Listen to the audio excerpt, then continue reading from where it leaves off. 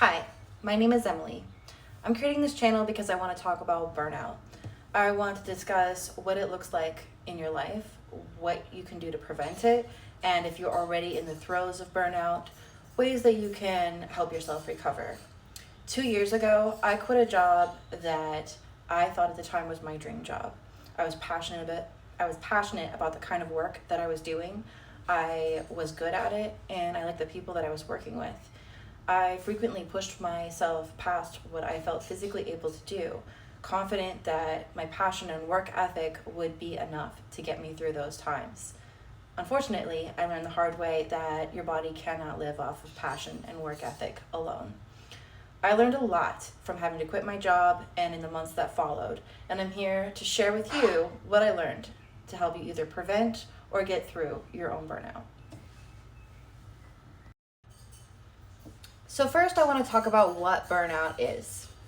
If you look up burnout on Google, the AI overview will tell you that it is a state of chronic emotional, physical, and mental exhaustion caused by prolonged, unmanaged stress, often related to work.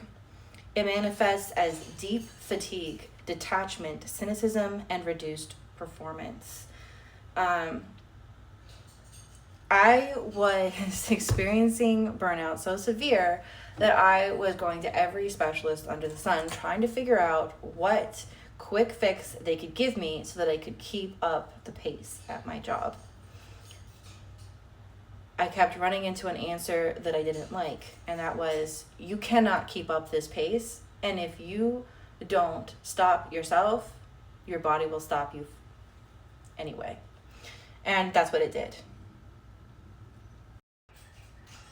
So when I first quit my job, I did not have another job lined up. I had been interviewing, but I decided that I needed to quit immediately for my own mental health. I had some money in savings, so I wasn't desperate for the next paycheck, but I didn't have enough in savings to be super carefree about it. So thankfully, within a week or so, I had a job offer. I told them I needed 2 weeks, even though I had already left my other job. I used that 2 weeks to go home and visit my family. I hadn't seen them much in the past couple of years as I was working so obsessively. The entire time that I was home, I was almost unable to move. I slept almost the entire time. I got cold symptoms like 3 different times. It was tough. My main concern when I was interviewing for other jobs was that they understood that for me it was a 9-to-5 job only. I remember very specifically in the interview I had with the job that I ended up taking was I told them, do not text me at 8:59. Do not call me at 5:01. I will work very hard while I am there, and I do not want to remember that you guys exist the rest of the time. And it's amusing to me to look back at how candid I was in that interview because I was over it. I was like, I will not be dealing with these same problems again. And they seemed cool with it. They were like, no problem. We were happy to accommodate that. So it was like perfect. They actually gave me a raise from what I was getting, and I felt like life was about to get a lot better. So everybody's situation is different. I was able to step away from that job without a firm offer of employment, and I was able to take what ended up being 3 weeks in between jobs just to sleep basically and recover. I was sick almost the entire time.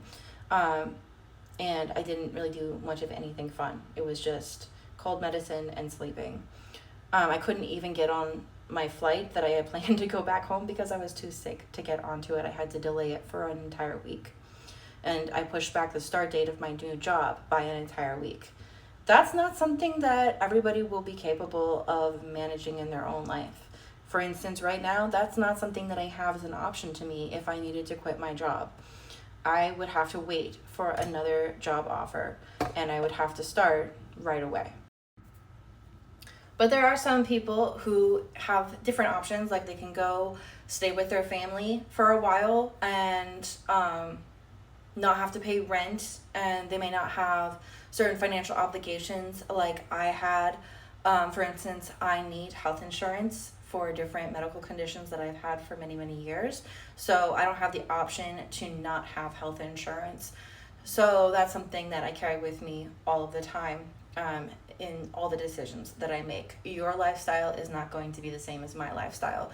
Your needs are not my needs. But I am going to share with you the things that I managed to do and incorporate in my life as I was working full time in a new job and a new field.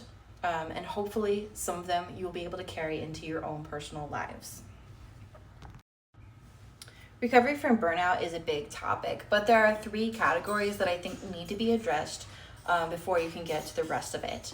And it's basically, you need to be making sure that you are sleeping, you are eating, and you are spending some time outside, preferably during that time outside, moving your body in some kind of way. There are other more emotional and mental aspects of recovery, but it's difficult to focus on those when your body is screaming at you that it can't function. So you need to make sure that you are not putting the cart before the horse. Make sure that you're going to bed on time. Maybe you will have a hard time actually falling asleep at that time, but make it part of your routine to go to bed at a certain time. Make it part of your routine to eat something. Maybe it's a peanut butter and jelly sandwich, but just make sure it's something. Spend some time outside. Don't worry if you're actually like exercising, just be outside. If I can just share with you one tip before we get into the rest of the videos about how to deal with burnout, it would be respect yourself. No one else is going to initiate that step for you. You have to be the first one to be